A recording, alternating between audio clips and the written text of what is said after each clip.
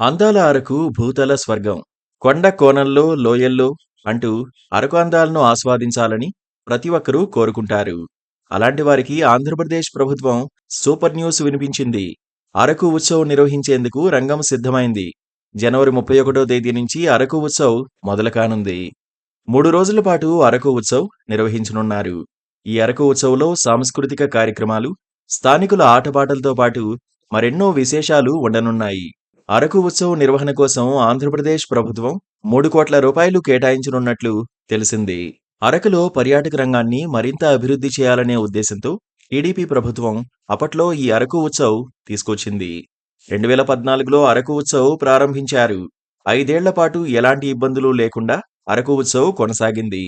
అయితే 2019 ఎన్నికల్లో గెలిచిన వైసీపీ అధికారం చేపట్టిన తర్వాత అరకు ఉత్సవ్ నిర్వహణను పక్కనబెట్టారు.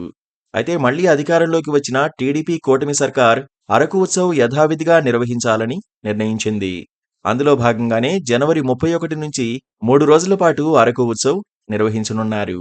అరకు ఉత్సవ్‌లో భాగంగా సాంస్కృతిక కార్యక్రమాలు, హాట్ ఎయిర్ బెలూన్, రంగోలీ పోటీలు, ఆటలు నిర్వహించనున్నారు. అలాగే అరకు ప్రాంతంలోని ప్రముఖ నృత్యమైన హింస, కోయ నృత్య ప్రదర్శనలు, పులివేషాలు ఇలాంటివెన్నో ఏర్పాటు చేయనున్నారు. దీంతో పర్యాటకుల సంఖ్య మరింత పెరుగుతుందని అధికారులు భావిస్తున్నారు. ప్రస్తుతం అరకుకు పర్యాటకుల తాకిడి పెరిగింది. అయితే వీకెండ్స్‌లో మాత్రమే అరకు చూడ్డానికి వస్తున్నారు. ఈ నేపథ్యంలో అలాంటి పర్యాటకులను దృష్టిలో ఉంచుకుని వారాంతాల్లో ఈ అరకు ఉత్సవ్ ఏర్పాటు చేశారు.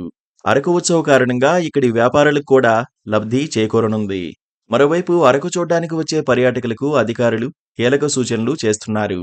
అరకు, బొర్రా గుహలను ప్లాస్టిక్ రహిత ప్రాంతాలుగా ప్రకటించామని, ఆయా ప్రాంతాల్లోకి ప్లాస్టిక్ వాటర్ బాటిళ్లను అనుమతించబోమని చెప్తున్నారు. ఈ విషయాన్ని గమనించి పర్యాటకులు ప్రత్యామ్నాయ ఏర్పాట్లు చేసుకోవాలని సూచిస్తున్నారు. Please do subscribe to Please do subscribe to Please do subscribe to please do subscribe to please do subscribe to Please do subscribe to KTV Telugu. KTV Telugu. KTV Telugu. KTV Telugu. KTV Telugu. KTV Telugu. Please do subscribe to KTV Telugu.